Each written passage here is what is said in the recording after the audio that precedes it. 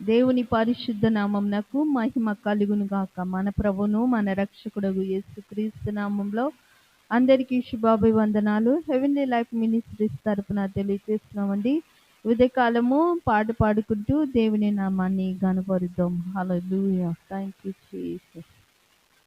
ఎంతటి వాడను నేను యేసయ్యా, కొంతైనా యోగ్యుడను కానయ్యా. ఎంతటి వాడను నేను యేసయ్యా, కొంతైనా యోగ్యుడను కానయ్యా. ఇంతగనను హెచ్చించుటకు ఈ స్థితిలో నన్నుంచుటకు, ఇంతగనను హెచ్చించుటకు ఈ స్థితిలో నన్నుంచుటకు, ఎంతటి వాడను నేను యేసయ్యా, కొంతైనా యోగ్యుడను కానయ్యా. ఐశ్వర్యము గొప్పతనమును కలిగించు దేవుడ నీవే, హెచ్చించు వాడవును,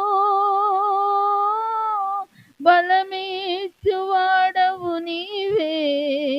అల్పుడను మంటి పురుగును నన్ను ప్రేమించినావు, ప్రాణమును నీ స్వర్వమును నా కొరకై అర్పించినావు. ఎంతటి వాడను నేను యేసయ్యా, కొంతైనా యోగ్యుడను కానయ్యా. వినయము గల మనుషులను వర్ధిల్ల చేసెదవు, గర్విష్ఠుల గర్వముననచి గద్దె నుండి వింపెదవు. మాధు ఆశ్రయ దుర్గమా, మేమంతా నీ వారమే, మా శైలము మా కేడెమా, మాకున్నదంత నీ దానమే. ఎంతటి వానను నేను యేసయ్యా, కొంతైనా యోగ్యుడను కానయ్యా. ఇంతగనను హెచ్చించుటకు ఈ స్థితిలో నన్నుంచుటకు, ఎంతటి దానను నేను యేసయ్యా, కొంతైనా యోగ్యుడను కానయ్యా. హల్లెలూయా. ఉదయకాల సమయంలో మన కొరకు సిద్ధపరచబడిన వాగ్దాన వాక్యాన్ని మనము విందామండి.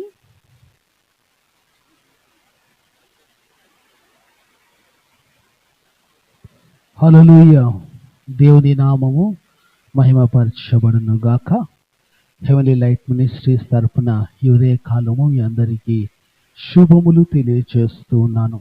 మరి దేవుడు ఈ ఉదయ కాలము మనకు అనుగ్రహించిన వాగ్దానము చూడండి. సంఖ్యాకాండము 6వ అధ్యాయము 24వ వచనము. ఆమేన్.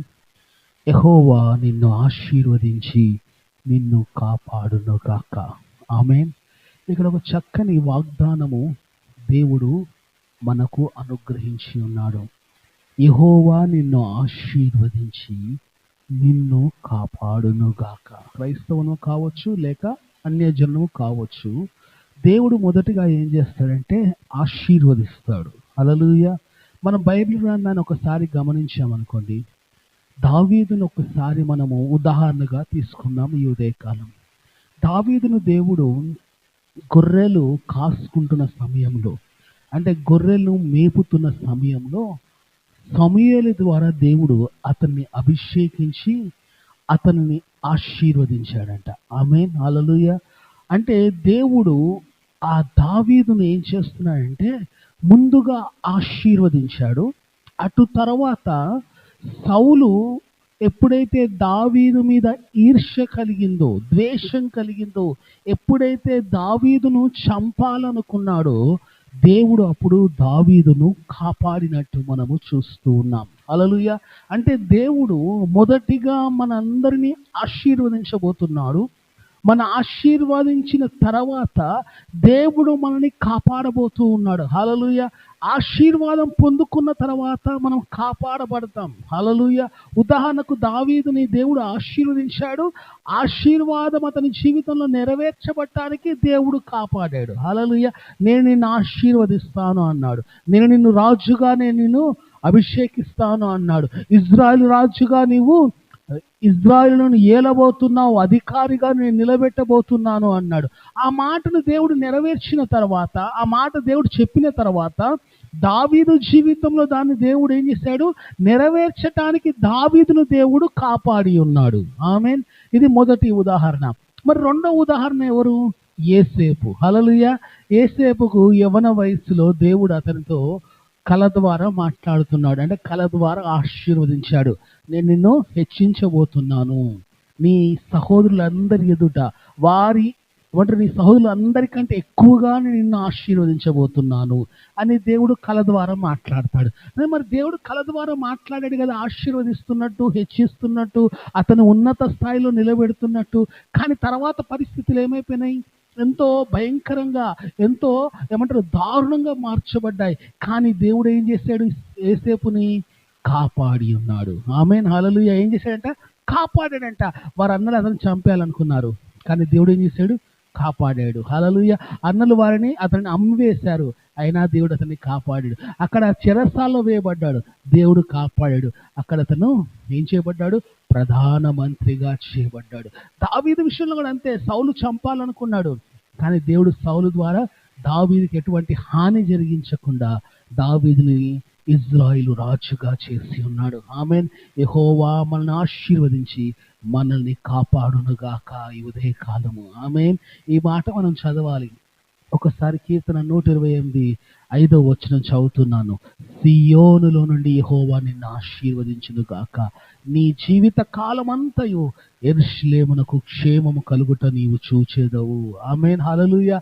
యెరూషలేము కంట క్షేమము కలుగుట చూచెదవంట. ఎప్పుడు మనం చూస్తాము? మనము ఆశీర్వదించబడి మనము క్షేమంగా ఉన్న తర్వాత మనతో ఉన్న మన నగరము కావచ్చు, లేకపోతే మనం ఉంటున్న ప్రాంతము కావచ్చు, మనం నివసిస్తున్న స్థలము కావచ్చు, మనము క్షేమముతో ఉండటం. హల్లెలూయా. జీవిత కాలమంతా మనం క్షేమముతో ఉంటాము. మనతో పాటు మనం నివసించే ప్రాంతము కూడా దేవుడు ఏం చేయబోతున్నాడు? క్షేమమును చూపించబోతూ ఉన్నాడు. ఆమేన్. మరొక వాక్యము చూడండి, కీర్తన 134:3 కూడా ఇదే విధంగా అంటున్నాడు దావీదు భక్తుడు. భూమి ఆకాశం సృజించిన యెహోవా సియోనులో నుండి నిన్ను ఆశీర్వదించునుగాక. ఆమేన్. దేవుడు ఎక్కడి నుంచి ఆశీర్వదిస్తున్నాడు? ఉదయ కాలం నిన్ను ఆయన నివసిస్తున్న నివాసయోగ్యమైన ఆ సియోనులో నుండి నిన్ను నన్ను ఆశీర్వదిస్తూ ఉన్నాడు. ఆమేన్.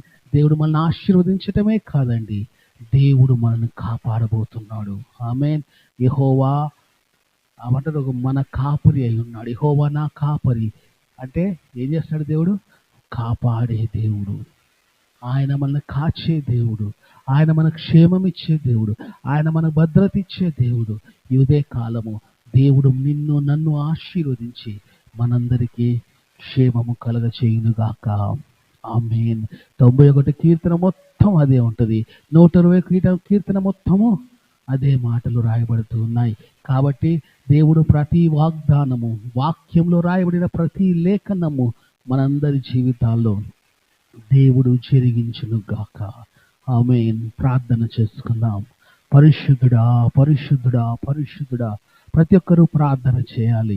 ఇదే కాలం నాతో పాటు కలిసి ప్రార్థన చేయాలి. Thank you Jesus.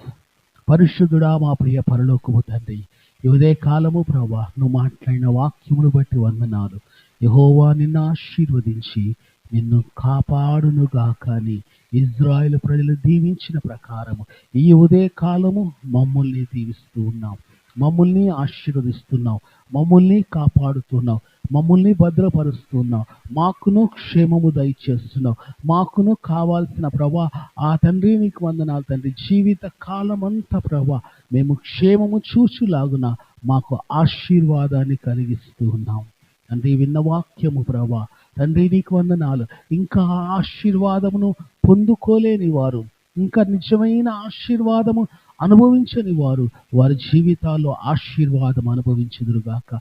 వారి జీవితాల్లో ప్రభా ఆ నిజమైన ప్రభా కాపుదలను వారు పొందుకొందురుగాక నేను ప్రార్థన చేస్తూ ఉన్నాను.